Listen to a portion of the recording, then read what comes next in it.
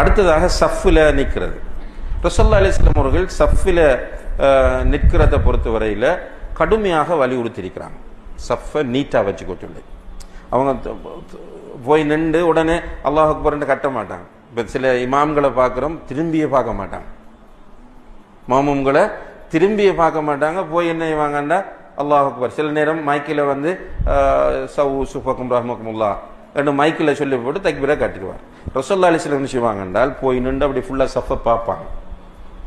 பார்த்து சஃபில் இடைவெளி நின்றால் இடைவெளியை நிரப்புங்கன்னு சொல்லுவாங்க, சஃபை பூர்ணப்படுத்துங்கள்னு சொல்லுவாங்க.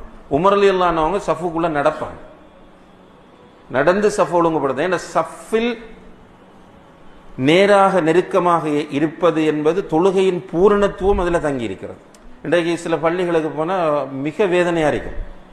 ஒவ்வொரு தொழுகையாளிக்கும் இடையில் 1 அடி 2 அடி இடைவெளியும் இருக்கு. சிலாக்கள் அவங்களோட பகைமையை அவட தொகை காற்றாக்களும் இருக்கு. கொஞ்சம் பேர் பிந்துறாங்க பள்ளிக்குள்ள பார்க்குறோம்.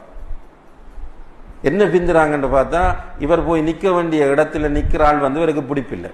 அப்போ என்ன தொழுகை இது? இப்படி மனோநிலையை வச்சு தொழுது என்ன ஃபாயிதா? நான் நிறைய பார்த்திருக்கிறேன். அப்படி நிற்கிறார் என்னன்னு கேட்டால் அவடத்தில் நிற்கிற வரைக்கும் இவருக்கு ஒத்து வராது, பக்கத்தில் போய் நிற்க விருப்பம் இல்லை. ரசூலுல்லாஹி அலைஹி வஸல்லம் அவர்கள் சொல்லுகிறார்கள், சஃபில் நிற்கும் போது நீங்கள் சஃபில் இடைவெளி விடாதீர்கள், சஃப்களை நெருக்கமாக வைத்துக் கொள்ளுங்கள். நீங்கள் இடைவெளி விட்டால் உங்களுடைய உள்ளங்களுக்கு இடையில் இடைவெளி ஏற்படும். அப்ப தொழுகையை ஜமாத்தாக வலியுறுத்தினதுக்குன்னா ஒற்றுமைக்காக. இதோட ஜமாத்துக்கு வந்தே ஒற்றுமை இல்லாமல் போறேன்னு சொன்னால் இந்த நிலைகளை அல்லாஹ் தான் நமக்கு சீராக்க வேண்டும். இப்படி நிலைகள் இருந்து அல்லாஹ் நம்மை பாதுகாக்க வேண்டும். கால்களோடு கால்களை சேர்த்து வைத்துக் கொள்ள வேண்டும்.